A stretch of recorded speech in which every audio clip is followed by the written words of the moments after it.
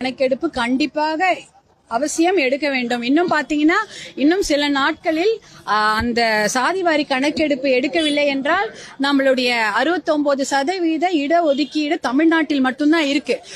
எல்லாருக்கும் தெரியும் 50% மேல் இடஒதுக்கீடு இருக்கக்கூடாது அப்படின்றது ஒரு கான்ஸ்டிடியூஷன், ஒரு சட்டமாக இருக்கிறது. ஆனா தமிழ்நாட்டில் மட்டும்தான் 69% இடஒதுக்கீடு இருக்கிறது. அதை யாராலையுமே தடுக்க முடியாது. ஏன்னா அதை 9th ஷெட்யூல்ல அன்றைய முதலமைச்சராக இருந்த ஜெயலலிதா அம்மையார் அவர்கள் தான் அதை 9th ஷெட்யூல்ல சேர்த்தாங்க. 9வது அட்டவணை எது 9th ஷெட்யூல்ல சேர்க்கிறாங்களோ அதை அதாவது உச்ச நீதிமன்றமோ நீதிமன்றங்களோ அதை தடை செய்ய முடியாதுன்ற ஒரு சட்டம் இருக்கிறது. ஆனா அதே மீறி நிறைய பேர் கேஸ் போட்டிருக்கிறாங்க. இப்ப அந்த கேஸ் உச்ச நீதிமன்றத்துல வந்ததுன்னா தமிழ்நாட்டுல ஒருவேளை அதை தடை செய்து விட்டார்கள். எந்த முகாந்திரத்துல தடை செய்ய முடியும் தெரியுமா?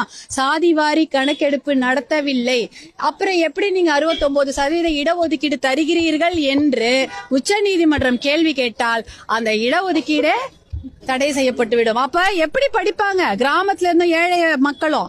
69% இடஒதுக்கீடு இருக்கத்தோடுதான் இவ்வளவு பேர் படிக்கிறாங்க வர்றாங்க. இதுல அது கூட இல்லன்னு வச்சுங்க, படிக்கவே மாட்டாங்க. பாவம் இன்னும் குடிச்சிட்டு கிடிச்சிட்டு கிராமத்துல வேலை இல்லாம இருப்பாங்க. 69% இடஒதுக்கீடுக்கே இப்ப ஒரு கத்தி மாதிரி தலையில தொங்கிட்டு இருக்குது.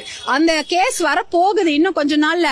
அப்ப ஜட்ஜுங்க கேட்க போறாங்க, ஏன் சாதிவாரி கணக்கெடுப்பு எடுக்கல, எப்படி எந்த முகாந்திரத்துல நீங்க 69% இடஒதுக்கீடு கொடுக்குறீங்கன்னு அவங்க கேட்டாங்கன்னா கண்டிப்பாக சாதிவாரி கணக்கெடுப்பு நடத்தலன்னு சொல்லுவாங்க. அப்ப அதுக்குள்ள நடத்தி முடிச்சிருக்கணும், ஒரே மாசம் நடத்தி முடிச்சிடலாம். சாதிவாரி கணக்கெடுப்பு என்பது பெரிய கஷ்டம் கிடையாது. இவ்வளவு இன்ஃப்ராஸ்ட்ரக்சர் இருக்குது, இவ்வளவு உள்கட்டமைப்பு இருக்குது.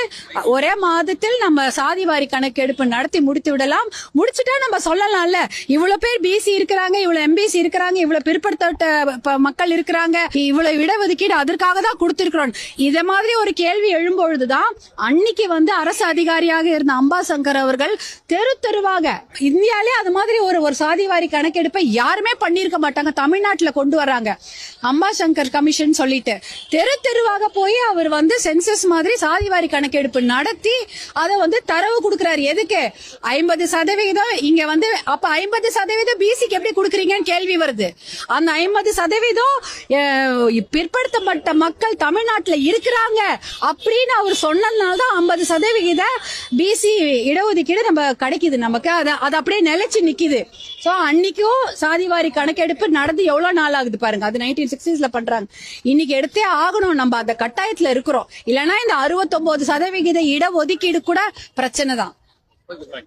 நன்றி.